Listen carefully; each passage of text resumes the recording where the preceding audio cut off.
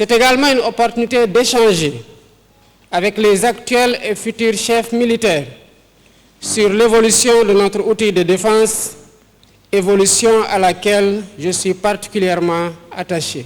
Solidement ancrées dans une posture républicaine, les forces armées sénégalaises qui incarnent la nation dans sa diversité sont restées fidèles à leur vocation première de sentinelle vigilante et intransigeante du sanctuaire national.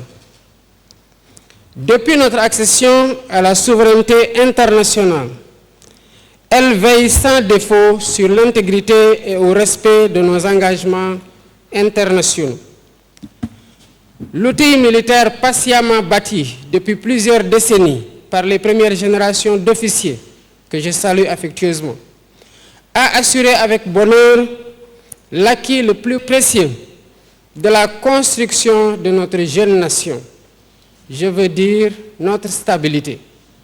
Stabilité sans laquelle il n'y a ni développement durable, ni prospérité. En plus d'incarner le principal attribut de notre souveraineté, les forces armées sénégalaises, de par leur organisation, leur maillage du territoire et les ressources tant matérielles qu'humaines dont elles disposent, sont préparées pour apporter une contribution décisive aux efforts d'égal accès aux services sociaux de base et d'assistance aux populations en période de crise. Cette présence rassurante aux côtés des populations doit se poursuivre en bâtissant un outil de défense agile, adapté aux nombreux défis sécuritaires contemporains. Nous vivons dans une période d'incertitude géopolitique, avec de brusques évolutions de l'environnement stratégique local et global. Sur le plan interne, les gaps sécuritaires actuels et la montée de la violence dans nos sociétés exigent une vigilance permanente et une capacité d'action immédiate sur les sources d'insécurité. Cette posture nécessite le développement de synergies interministérielles qui sont nécessaires à la mise en œuvre et à l'exploitation de tous les leviers d'action de l'État. Cette approche inclusive et décentralisée de la défense et de la sécurité, inscrite dans un cadre législatif ou réglementaire approprié, devra être développée et inscrite dans notre stratégie de pacification de l'espace public.